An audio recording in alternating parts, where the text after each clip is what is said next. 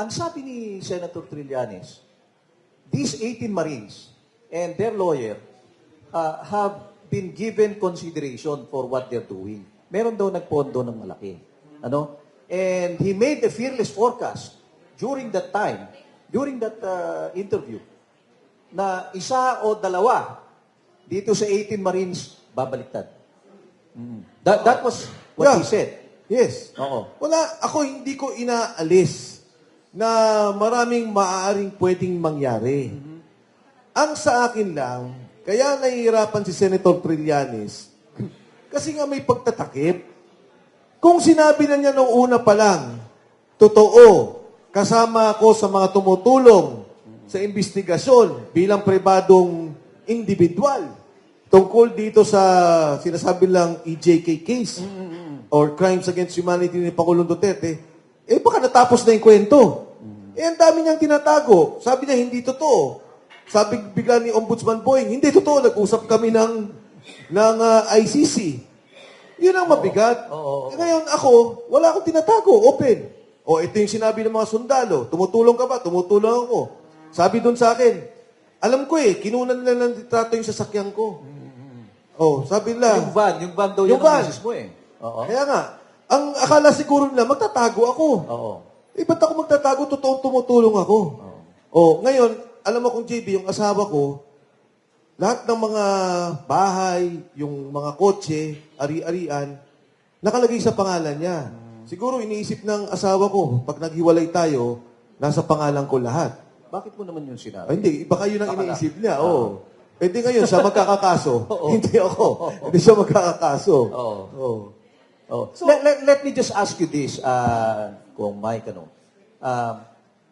sa tingin mo ba, matibay yung 80 na yan? Yung fearless forecast ni Senator Trillanes, na baka meron isa o dalawa bumalik na dito, sa tingin mo, hindi mangyayari? Ako, maaari mangyari. Maari. Si Gutesa nga bumaliktad ito, kikwento ko sa'yo. Si Gutesa? Oo. Are you saying, bumaliktad na talaga siya? Yes. O nagtatago lang? Hindi, bumaliktad. Bumaliktad na? Kasi kung JB ganito nangyari. Sige. This is interesting, So, nung umalis si Senador Marcoleta, nung ginagawa yung affidavit, umalis si Senator Marcoleta, sabi niya sa akin, Sir, sabi niya, anong tingin mo mangyayari? Sabi ko, alam mo, Sarge, gigipiting ka nila. Iipiting ka nila at sisiraan ka nila. Sabi niya, Sir, wala naman siguro silang isisira sa akin. Sabi ko, may pamilya ka ba sa labas? Baka may tinatago. Hindi, sir, wala po. Kamusta mga anak mo? Sabi ko, Sir, malalaki na pero nag-aaral pa rin. Pero okay naman sila. So sabi ko, yun naman pala Sabi ko, yan, yung mga bagay na kailangan nating tingnan. Tapos sabi niya, Sir, ano pa tingin mo mangyari? Sabi ko, magiging kasing sikat ka ni Senator Marcoleta. Nagtawanan pa kami. Sabi niya, Sir, ayoko nang ganon. Noong nandun na siya sa Marines, kung saan man siya inilagay physically compound,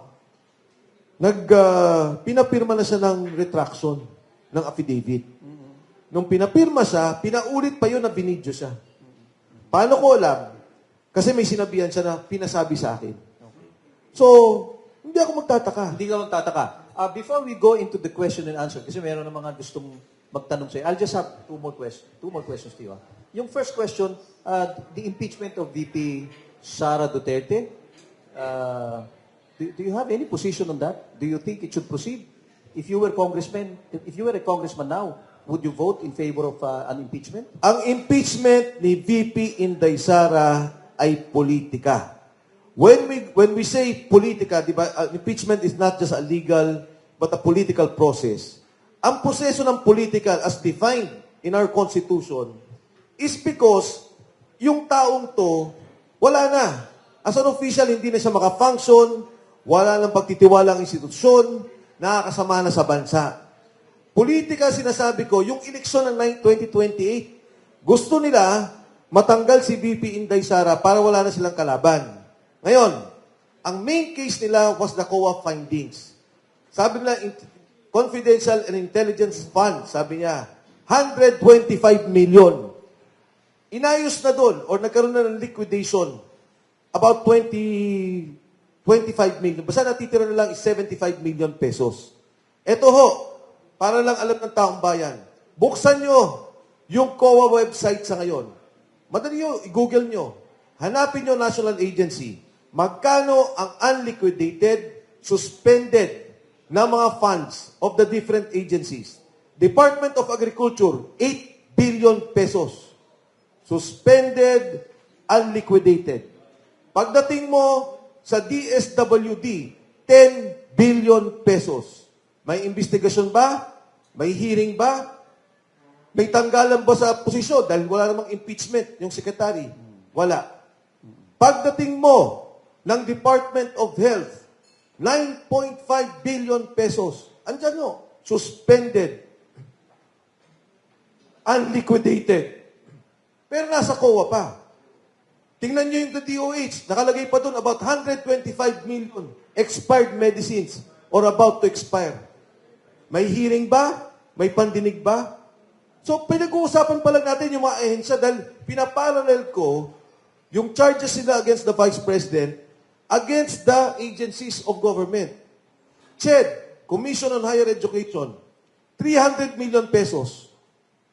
Andyan po, suspended, unliquidated. Sa pangkamalakiang issue, ang dami natin pinag-uusapan dito sa flood control, billion. 1.5 trillion pesos. Delivery, billion. Nagkaroon ba sila ng investigasyon? Meron bang nakasuhan?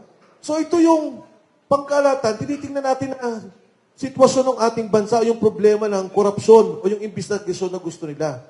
Ginigipit nyo yung isang Vice President na hindi pa nga nakasuhan, pending sa COA, 75 million. And yet, yung maraming kaso sa ngayon ay hindi nyo pinapansin.